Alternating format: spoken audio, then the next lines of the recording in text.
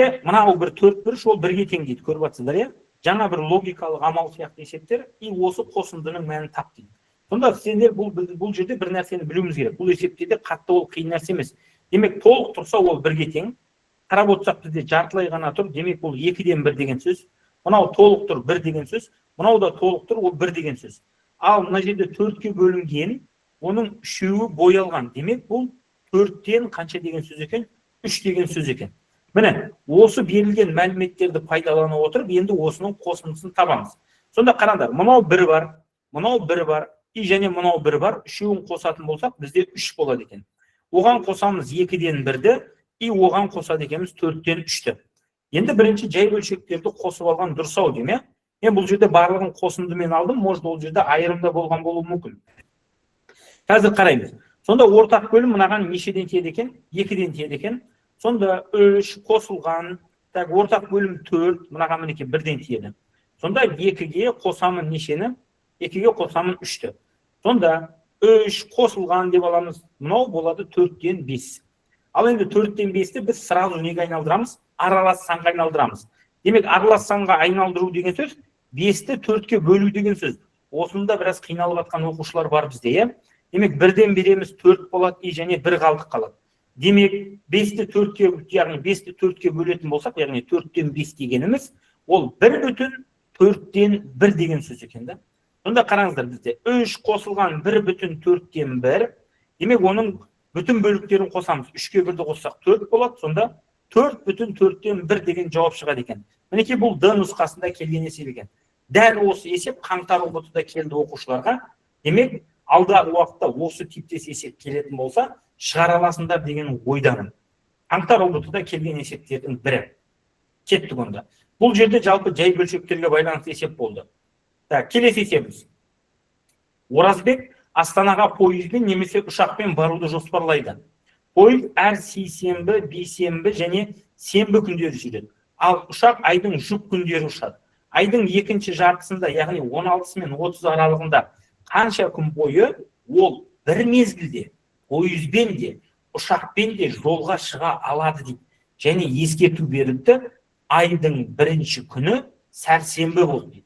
Бұндай есепті шығару үшін сендерге мына бір лайфхакты қолдандырам. Өйткені қаңтар ұбт-да осы типтес 2-3 есеп келді да. Бұлай істеп алыңыздар. Дүйсенбі, Д дегеніміз ол дүйсенбі. Одан кейін сейсенбі, С дегеніміз сейсенбі. Одан кейін сәрсенбі, С дегеніміз ол сәрсенбі.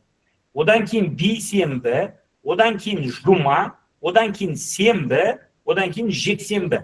Апта күндерін осылай тізіп алыңдар черновикке. Енді қараңдар, айдың бірі сәрсенбіден басталды. Сонымен санайым қарап. 1, 2, 3, 4, 5. Шатасып кетпеу үшін қызылмен жазам астынан. 6, 7, 8, 9, 10, 11, 12. Шатасып кетпеу үшін көкпен жазам. 13, 14, 15, 16, 17, 18, 19. Келесін басқамен жазайын. 20, 21, 22, 23, 24, 25, 26. Келесін басқамен жазайын. 26. Мынау бізде 27, 28, 29, 30. Болды. Ай 30-дан бітті.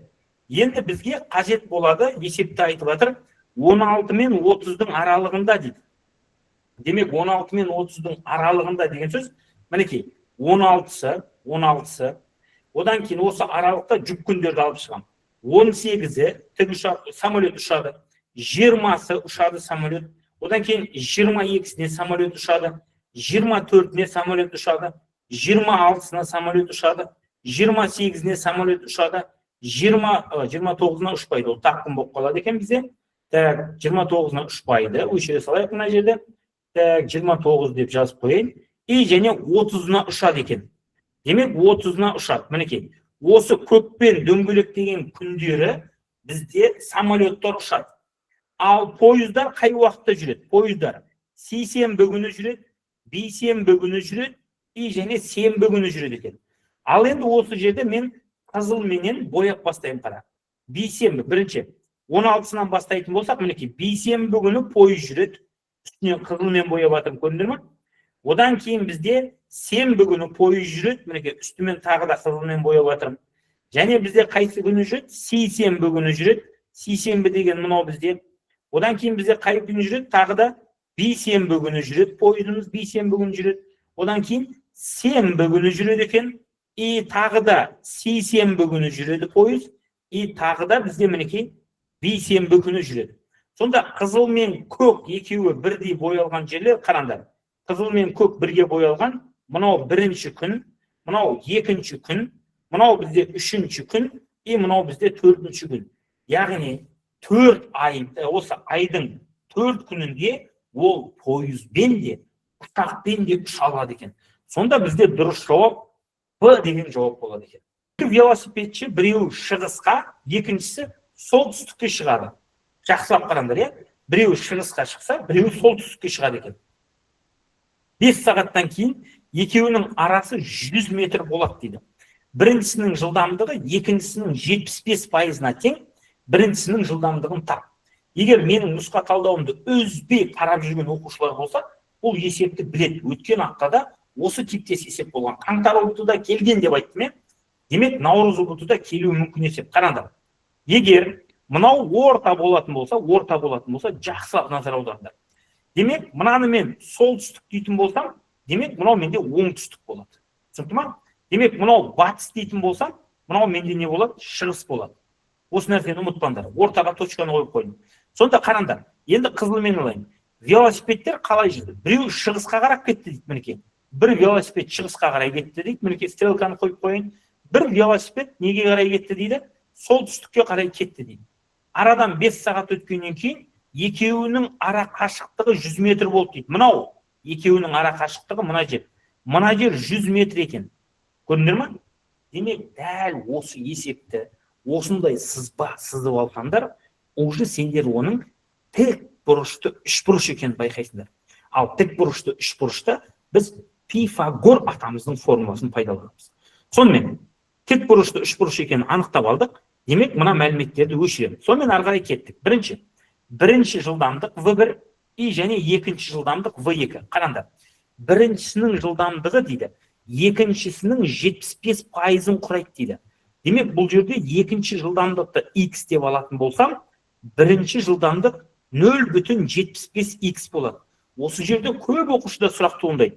Ағай 0,75-ті қайдан алдыңыз деп. Мынау бізде 75% деген бар, иә? 75%-ды мен санға айналдырамын. Сөйтіп оны бөлемін 100-ге. Сонда менде 0,75 шығады екен. Міне осы 0,75 дегеніміз. Яғни, біріншінің жылдамдығы X болса, екіншінің жылдамдығы X болса, біріншінің жылдамдығы 0,75X болады екен. Ал енді Пифагор формуласын еске түсірейікші. С квадрат деп отқанымыз, ол А квадрат қосылған Б квадрат екен. Ал енді осы үшін біз жұмыс жасаймыз. Қандай жұмыс жасаймыз? Демек, С квадрат менде берілген. Олардың ара қашықтығы 100 метр. Яғни С берілген деп айтайын. Сонда 100-дің квадраты тең V1 деп отқанымыз ол А болсын. Мынау V1, ал мынау бізде V2 болсын.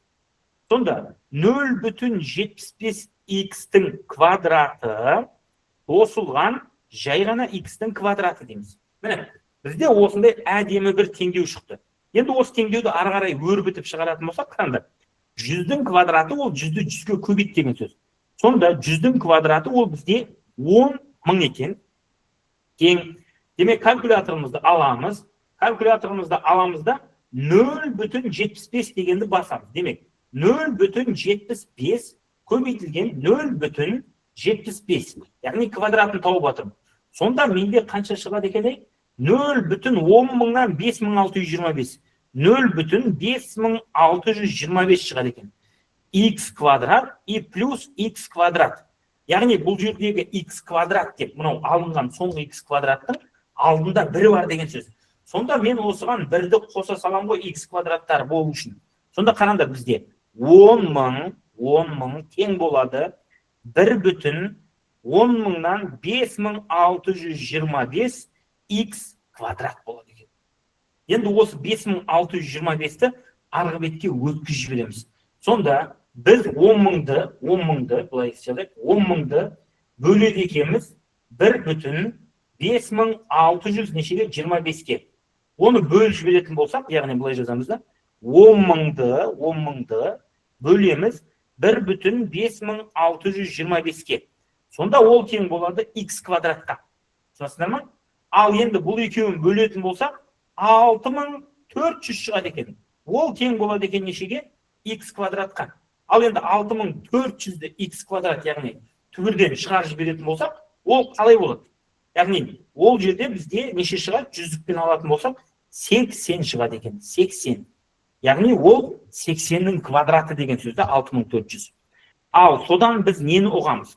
Біздің бірінші жылдамдығымыз ол нешеге тең болды екен? 80-ге. Яғни V1 деп біз x деп алдық қой, яғни оның жүрген жолы деп алсақ, енді дұрыс болады екен да. Сонда бұны V1 емес, біз S деп ала салайық. S1 де S2 деп алайық, сонда есебіміз дұрыс болады екен. Мына жерде S1 деп алайық. Сонда біріншісі 5 сағатта 80 километр жүрді деген сөз да. Екіншісі 5 сағатта 80 километр жүрді деген сөз. Сонда 1 сағатта қанша километр жүрді десе, онда 80-ді бөліп жібереді екен нешеге? 5-ке. Сонда ол 16 километр сағат деген сөз. Біріншінің жылдамдығы. Ал енді екіншісі қанша жол жүрді дейтін болсақ, яғни осы берілген 80-ді аламыз. 80-ді көбейтеміз 0,75-ке. Сонда бізде шығады екен 60. Яғни бізде ол 60 километр, яғни 60 километр жүрді деген сөз. Екіншісі 60 км деп не жерге жазып қойын. Егер оны 5 сағатта басып өткен болса, демек оның жылдамдығы 12 километр сағат деген сөз. Енді бізде сұрады, біріншісінің жылдамдығы нешеге тең деді? Біріншісінің жылдамдығы 12 километр сағатқа тең екен. 53% алтыннан және 31% алтыннан тұратын екі қоспа қосылды. Жаңа қоспаның құрамындағы алтынның пайызы 41% болды. Қоспаның жалпы массасы 154 грамм. Осы екі қоспаның массасын анықтаңыз дейді. Демек, бұл есепті шығару үшін қандай әрекет жасаймыз? Мінекей, алдынан осы нәрсеге тоқталайық. Қараңдар. Бірінші бізде концентрацияға байланысты есептерді шығарғанда, мынандай бір әдемі бір моделіміз бар. Плюс екеуі араластырылды десе қосамыз. Түсінікті ме? Бұл модельдің ішіне біз бірінші жазамыз пайыздарды. Демек, қараңдар, 53% жаздым, 31% жаздым, и мынаның ішінде соңғысы 41%. Модельдің ішіне пайыздарды жаздым. Ал енді үстіне салмақтарды жазам. Қарам. Соңғы қоспаның салмағы 154 грамм. Ал енді осы жерде мына логиканы қолданамыз. Қараңдаршы. Бірінші қоспаның салмағы x белгісіз болса, онда екінші қоспаның салмағы 154 азайту x деген сөз. Мұқият қараңдар. Яғни 154 азайту x деген не деген сөз? Мысалы, екі қоспаны бір-біріне араластырдым. Сонда екеуінің салмағы 154 болды да. Егер біріншісінің салмағы 60 болатын болса, онда екіншісінің 94 қой. Дәл осы логикада, яғни біріншісінің x десем, екіншісін табу үшін оны мен 154-тен азайтуым керек. Сондықтан да мұқият болыңдар осы жағдайда. Енді осы берілген модельді толтырғаннан кейін біз жай ғана ішіндегі санды үстіндегі сандарға көбейтеміз. Сол кезде бізде не пайда болады екен? Теңдеу. Ары қарай теңдеуге келген екен, оны шығару бізге жеңіл болу керек. Сонымен кеттік. 53-ті көбейтемін x-ке плюс өрнек үстінде 154 азайту x-ті көбейтемін 31-ге тең 154-ті көбейтемін 41-ге. Міне, дәл осылай жасап алдым. Демек, 53-ті x-ке көбейтсем 53x-тің өзі болады, плюс енді 154-ті 31-ге көбейтейік. Калькуляторды аламыз. 154 көбейтілген 31. Сонда 4774 болады екен. 4774 болады екен. И мінекей, мына екеуін көбейттім, мына мен мынаны көбейттім. Сонда минус 31x. Көрдіңдер ме? Енді тең 154-ті сәйкесінше көбейтеді екенмін 41-ге. Сонда 6314 шығады екен. 6314. Енді топтау керек бізге. 53x бар және 31x бар. Екеуі бір жақта қалсын. 53x азайту 31x тең 6314-тен азайтамын 4774-ті себебі мынау плюс сан теңдіктің келесі бетіне өткенде минус болып өтеді. Осы нәрсені ұмытпаңдар, иә? Ал мына жерде енді бізде сәйкесінше 22x қалады. Өйткені 53-тен 31-ті азайттым. 22x қалады. Енді 6314-тен азайтамын 4774-ті. Сонда азайтып жіберсем 1540 қалады екен. 1540 қалады екен. Енді x-ті табу үшін 1540-ті бөліп жіберемін 22-ге. Демек, бөліп жібереді екеніміз 22-ге. Сонда бізде тең болады екен x 70. Демек, бірінші қоспаның салмағы 70 деген сөз. Демек, ол А деген жауапта тұр. Бірінші қоспаның салмағы 70 болса, сәйкесінше екіншісінікі 84 болады. Өйткені барлығын қосқанда бізде 154 шығу керек. Міне, есеп дәл осы логикамен шығады екен.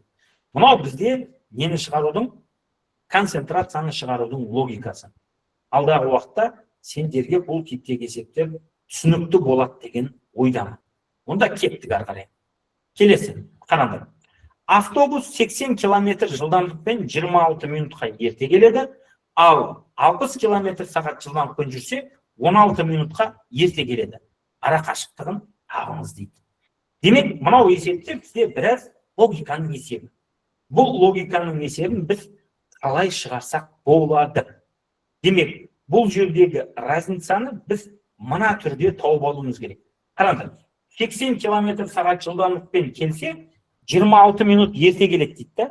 Сонда олардың разницасы неде деген сұраққа біз жауап іздейміз. Қараңдар, егер мен 80 км сағат жылдамдықпен жүретін болса, яғни ол бізде жол деп айтайын, мінекей. S жол деп айтатын болсам, S1 деп алайын, бірақ бір жол ғой екеуі. 80 км сағат жылдамдықпен жүреді. Сол кезде 26 минут ерте келеді дейді. Демек, 26 минут деген егер сағатқа айналдыратын болсам, 26 бөлінген қанша болады менде? 60 болады.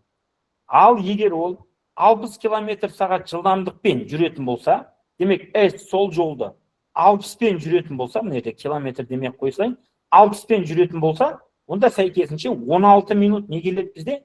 Ерте келеді. 16 минут ерте келеді. 16 минутты да мен неге айналдырып алайын? Сағатқа айналдырып алайын. Сонда осы екі теңдікті бір-біріне не істеуім керек екен? Теңестіруім керек екен. Енді бұл жерде ерте келу уақытын екеуіне де қосатын болсам, S деген сол бір-ақ жол. Түсінді ма? Былай жүргенде де, немесе қайтқанда да, немесе бір қалаға, екінші қалаға барғанда да бір ғана жол. Сонда бұл жерде S барларды бір жаққа, S жоқтарды бір жаққа топтайды. Сонда қараңдар, S 80 азайтылған S 60 дейтін болсам, тең 60-та 16 азайтылған 26-да 60 дейтін болсам, осы теңдеуді шығарып көрейін. Не үшін 60-қа бөлді деп отырсаңдар, минутты сағатқа айналдырды. Енді 80 мен 60-қа ортақ бөлім табатын болсақ, онда бізде ол қанша болады? 480 деп бірден жаза саламыз ба? Или 240 деп ала салайық, кетті онда. 240 деп ала салайын, 240 деп ала салайын. Мынаған 3-тен тиетін болса, мынаған нештен тиеді менде? 4-тен тиеді. Сонда 3S азайтылған 4S болсын. Тең, мына жерде екеуін азайтатын болсақ, 60-тан қанша болады? Минус 10 болады екен. Яғни біздегі бұл жердегі жауаптар теріс сандар шығып жатыр да. Сонда мынау 240-тан минус S қалатын болса, ал мына екеуін қысқартып жібере салатын болсам, онда 6-дан қанша қалады екен? 1 қалады екен. Екеуінде де минус бар ғой. Минустарын жай ғана тастап кетеміз. Сонда 240S, яғни 240-тан S, мынау 5 емес, S қашықтық. Тең 6-дан 1. Ал енді бұл жердегі пропорция құрастырып жіберетін болсақ, мына мен мынаны көбейте саламыз. Сонда 6S тең болады, мынау S 240-қа, ал S-ті табатын болсам, 240-ті бөліп жіберемін нешеге? 6-ға. Сонда S тең болады екен 40. Яғни менің іздеп жатқан қашықтығым 40 километр деген сөз. Ол менде D деген нұсқада дұрыс көрсетілген екен. А плюс түбірасты А ол 2024-ке тең дейді. Сонда айтады, мына өрнектің мағынасы неге тең дейді? Яғни мәні неге тең дейді? Онда бұл есепті шығару үшін мынандай логиканы қолданамыз. Қара, А плюс бөлшек 2024 деген сан үстінде тұр ғой, көрдіңдер ма? Соның орнына мен мына өрнекті апарып қоямын. А плюс түбір асты А деп. Яғни мына 2024-тің орнына қайтадан айтам. Мынау А плюс түбір асты А дегенді апарып қойдым, жігіттер, қыздар. И сонда астында түбір асты А тағы да бар. Енді сұрақ, иррационалдықтан құтылу үшін қандай логиканы қолданатын едік? Мынау Аға тиіспеймін, бөлшекті жазамын, А плюс түбір асты А деймін. Иррационалдықтан құтылу бойынша бізде видео сабақта бар, білесіңдер, иә? Демек, астында үстінде неге көбейтемін? Түбір асты Аға көбейтемін. Сонда ғана мен иррационалдықтан құтыламын. Сонымен тең, А өз күйінде тұра береді, бөлшек. Қара, А мен Аны көбейтетін болсам, түбір асты Аның несі болады? Квадраты болады. Ұқсатсаңдар ғой. Ал мына жерде А плюс түбір асты Аны көбейтемін, түбір асты Аға болады. Енді осы жерде ары қарай ықшамдаймыз. Аға тиіспейміз, бөлшек, түбір мен квадрат қысқарады. Сонда астында жай ғана А қалады. Енді Аны түбір асты Аға көбейтетін болсам, А түбір асты А қалады, плюс А мен түбір асты А мен түбір асты Аны көбейтетін болсам, түбір асты Аның квадраты қалады. Өйткені екеуі бірдей ғой. Ары қарай жалғастырамыз. А плюс, қарап отыратын болсақ бізде А түбір асты А, мынау квадрат пен түбір қысқаратын болса, плюс А қалады. Ал астында тағы да не бар менде? А бар. Енді осы жерде мынандай логиканы қолданамын. А плюс, мынау бір А бар, и мынау бір А бар. Осыны жақшаның сыртына шығарып жіберемін. Сонда менде түбір асты А плюс 1 қалады. Ал астында не бар менде? А бар. Сонда қарап отырсаңдар, көбейткіш қой. Мынау А мен мынау А қысқарады. Сонда менде не қалды? А плюс түбір асты А және 1 қалды. Енді сұрақ. Есепте айтты, А плюс түбір асты А нешеге тең деді? 2024-ке тең деді. Демек, мынаның орнына мен 2024-ті әкеп қоямын. Сонда 2024 плюс 1 ол тең бола салады екен 2025-ке. Міне, есептің жауабы шықты. 2025 деген жауап шықты. Демек, ол бізде қай жауапта тұр екен? Б деген жауапта тұр екен. Міне, ертең Наурыз бұтыда алдарынан келіп қалуы мүмкін есептердің бірі. Ары қарай кеттік онда. 6 кітап бар, соның 3-і физикадан. Кездейсоқ таңдалған 2 кітаптың физикадан болу ықтималдығын табыңдар. Кездейсоқ таңдалған 2 кітаптың дейді. Демек, бірінші бір кітапты аламын, екінші кітапты аламын. Демек, бұл жерде ықтималдық бойынша біз қандай логиканы қолданамыз? Жалпы ықтималдық деп отқанымыз ПА оқиғасы, қандай да бір оқиға, ол М бөлінген Нге тең. Енді осы жердегі логиканы қарайық. Мұндағы N деп отқанымыз барлығы 6 кітап. Түсінікті ме? Барлығы 6 кітап. Ал енді физика, яғни М деп отқан маған 3 кітап. Яғни физика кітаптары менде 3. Сонда бірінші оқиға, ПА оқиғасы, бірінші кітапты алудың оқиғасы, ол менде 6-дан 3-ке тең. Яғни 3 кітаптың ішінен біреуін алам деген сөзді 6-дан 3. Ал енді екінші оқиға бар да, ПБ оқиға деген. Ол екінші кітапты алу. Бірінші кітапты алу ол 6-дан 3. Ал енді екінші кітапты алу олғанша деген кезде біз 5-тен 2 деп айтамыз. Неге ол 5-тен 2?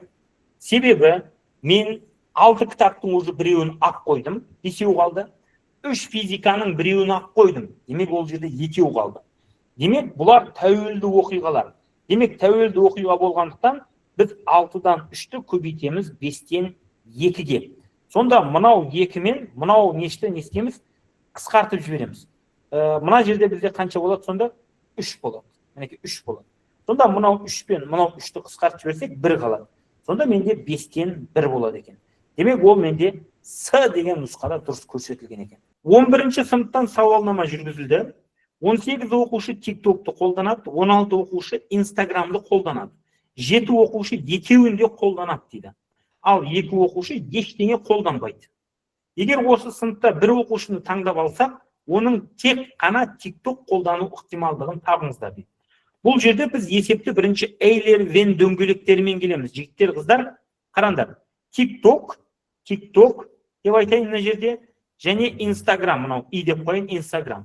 Демек, 18 оқушы TikTok қолданады бізде, ал неше оқушы Instagram қолданады? 16 оқушы Instagram қолданады.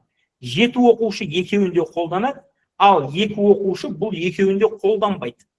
Сонда сыныпта неше оқушы бар деген сұраққа жауап беру үшін пи деп бастаймыз. Пи ол біздегі берілген жиынның барлық санын табу. Сонда қараңдар, біз айтамыз, 18-ге қосамыз 16-ны, Эйлермен дөңгелектері бойынша азайтамыз 7-ні. Сонда 18-ге 16-ны қосып, одан 7-ні азайтып тастайық. Шатасып кетпеу үшін барлығын постепенно орындайық. Мінекей 16-ны қостым, 34 шықты, одан азайтып тастаймын 7-ні. Сонда менде 27. Яғни 27 оқушы Инстаграмда, ТикТокты да қолданады. Ал 2 оқушы ешқайсысын қолданбайды. Сондықтан да 27-ге қосамын 2-ні.